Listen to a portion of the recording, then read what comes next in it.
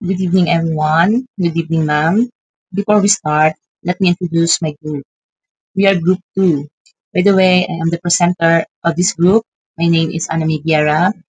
And with me, we are Mr. Discalzo J. Cyrus, uh, Ms. Yamalon Parisa, Mr. Gunsi Brelix Hussein, Mr. Michael Nor, Mr.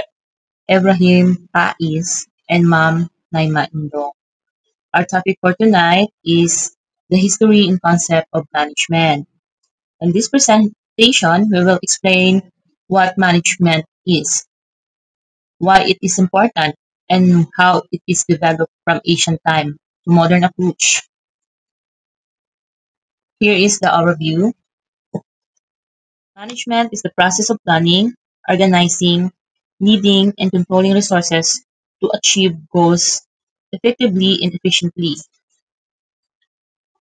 It is essential in all organizations such as business, government, schools, and hospital. The history of management reflects how ideas evolve over time. In ancient practice, early coordination in construction, agriculture and governance, pyramids, Chinese administration.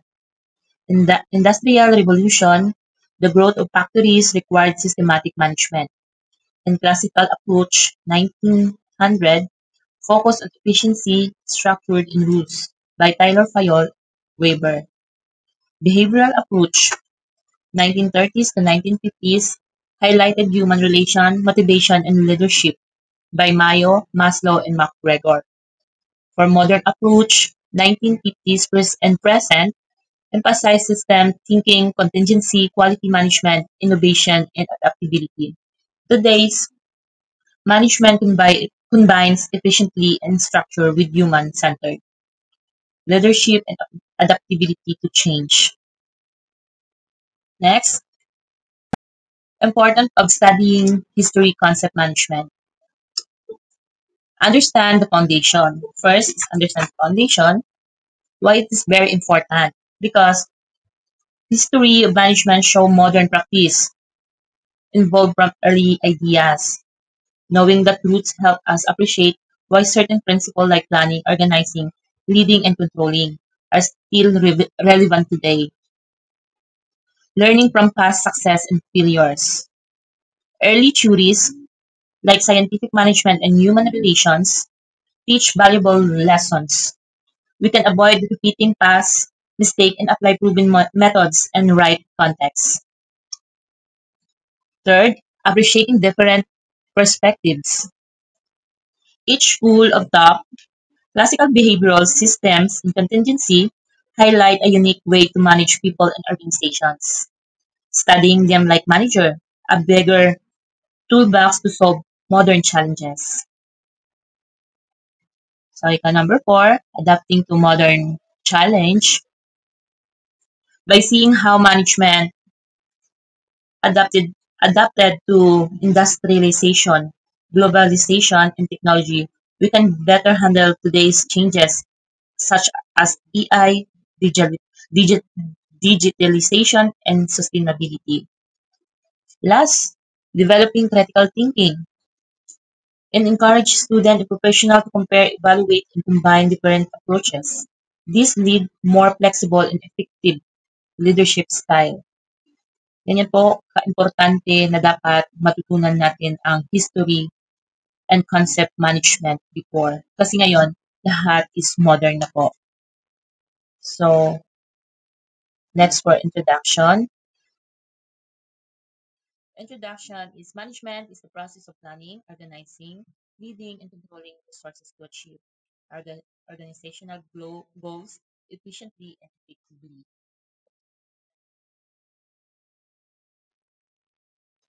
Conclusion. From ancient civilization, today, digital world management continue to evolve, but in purpose remain the same, achieving success through people and resources. So marami na talagang nagbabago ngayon, unlike dati na yung history is nadadala pa rin natin dito. Yung pagmamanage ng mga tao dati sa pag-organize, pagpaplano, until now, dala pa rin natin kasi hindi yun siya mawawala. Marami man magbago, pero yung kinaugalian dati sa paggawa o sa pagplano ng mga bagay-bagay na ginagamit sa pang-araw-araw, nandito pa rin siya sa pangkasalukuyan. So, next.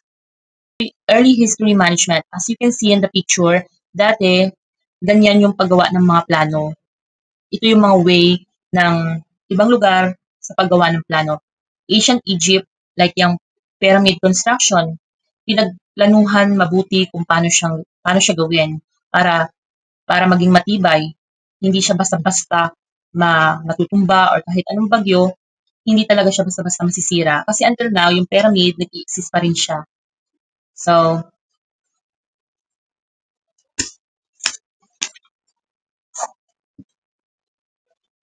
in early history management as a practice started long before it was studied as a formal discipline. In Asian civilization, people already need a plan, organize and control resources to achieve their goals. As I can said earlier, pinaplano ng mabuti, ng maayos at ino-organize ang bawat pagpaplano para hindi yun na nga, hindi madaling masira ulit sa pyramid na ginagawa ng mga sinangunang tao. In ancient time, large projects like building pyramid in Egypt or organizing armies in China required leader to assign tasks, supervise workers, and maintain order. These were early examples of management function. In Greece and Rome, philosophers such as Plato and Aristotle discussed leadership and governance, while the Romans developed highly organized military and administrative systems. During the Middle Age, the Catholic Church introduced hier- hierarchical structure and strict line of authority. Feudal lords managed land and worker, while guilds controlled trade, set quality standard, and trained apprentice. So, yun na nga, nag-training sila ng mga tao para dun sa gagawin nilang organization. Nag-training sila ng mga apprentice para yun, pagdating ng panahon, yun yung isasabak nila sa giyera. Yan yung pag-organize nila dahil meron silang matibay at matatag na liderato, yung leadership. Next, the Scientific Management School. Scientific Management by Frederick W. Taylor is a management theory that analyzes and standardizes workflow to improve efficiency and productivity. It focuses on using scientific methods such as observation, measurement, and experimentation to determine the one best way of performing tasks. So, ito na nga, papasok na dito yung scientific management school na ginagamitan ng work study. So, selection and trainings, standardization, division of work. In short, yung idea ni Taylor sa scientific management is efficiency plus standardization and productivity. Kaya, yung idea niya is na-apply natin sa pang-araw-araw kahit nasa trabaho. Next, for modern management, system theory, contingency approach, total quality management, presentation or communication tools that can be used as demonstration.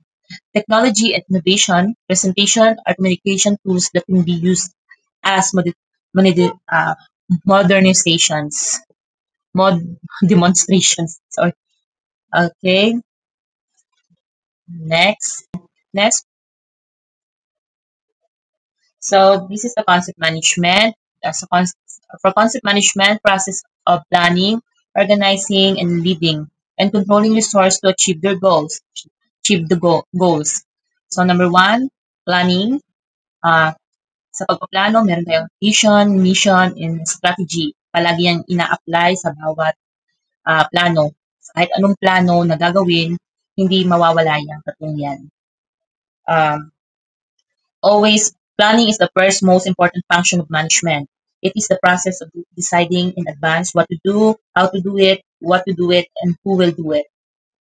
In other words, planning is about setting goals, then preparing the step and action needed to achieve them. Second, organizing. Organizing is about structuring works and resources so that everyone know their role, authority, and responsibility. It builds the framework that allows the organization to function effectively. So yun na nga, sa pag-organize, dapat meron ding human resource and management. Always talaga nasasali sa pang-araw-araw, sa kahit anong plano, pag-organize, itong management. So, next for leading. Itong sa leading is about dealing with people to ensure that employees are not just doing their tasks, but are motivated, guided, and inspired to achieve the organization goals. So, leadership styles, decision making.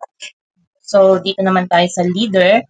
Leadership style, kung ikaw yung leader, dapat malawak yung pag-iisip mo, pag-unawa, at sa lahat ng bagay, dapat ang mga pinamumunuan mo ay dapat alam mong yung ah, alam mo kung paano sila makasunod sa mga gusto mo. Kasi pag leader ka, dapat meron kang strong personality. Kasi pag parang yan, palamya-lamya ka, eh syempre hindi susunod yung mga tao mo. Kasi nga nakikitaan ka nila na hindi ka ah, fit doon sa pagiging leader mo. So dapat snappy talaga.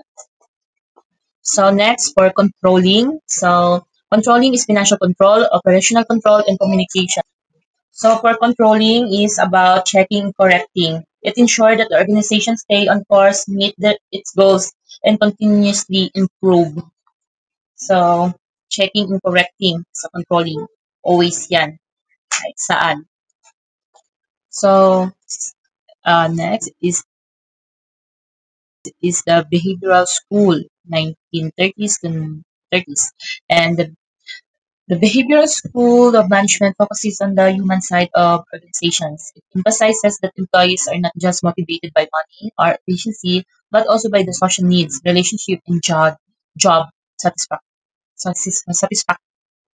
Satisfaction.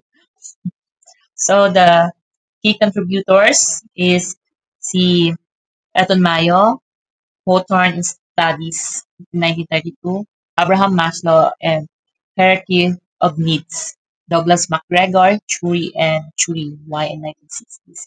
So, uh, the purpose of the behavioral school is to help students. So, hindi na siya sa social needs, relationship, and sa ibang bagay.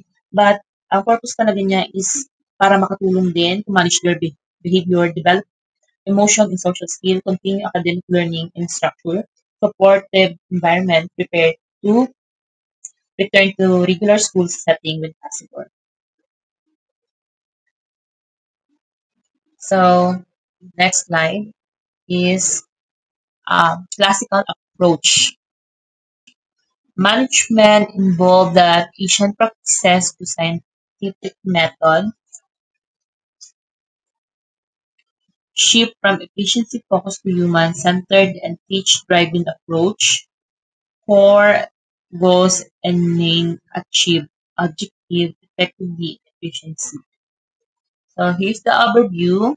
The classical approach was the earliest formal theory of management. It focused on efficiency, structure, and productivity.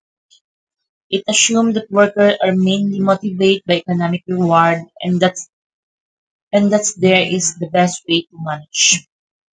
Importance of classical approach: provide the foundation of modern management theories, help organizations grow systematically during the Industrial Revolution, highlight efficiency, structured and managerial rules, control and order.